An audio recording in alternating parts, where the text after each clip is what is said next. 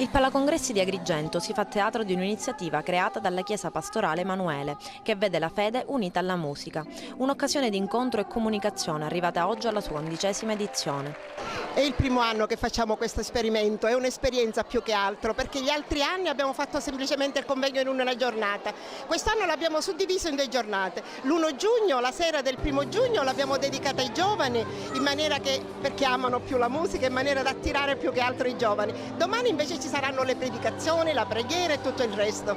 Qual è lo scopo di questa manifestazione e chi ha preso parte? Ci sono persone che vengono da fuori?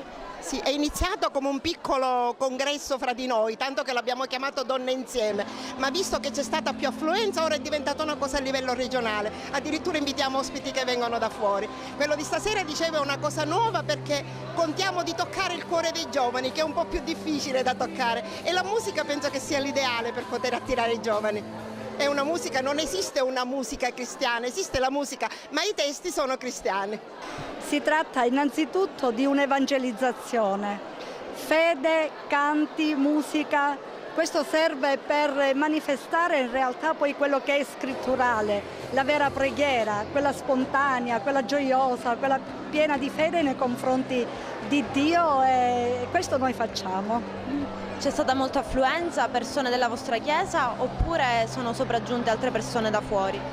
Partecipa tutta quanta la chiesa, però naturalmente vengono anche chiese da altre zone, da altre città, vengono anche persone da Verona, sono venute persone dal Belgio, dalla Germania, insomma prende un gran numero di persone. È un momento di incontro perché è la fede in Gesù Cristo che ci fa incontrare e che ci fa diventare una cosa sola.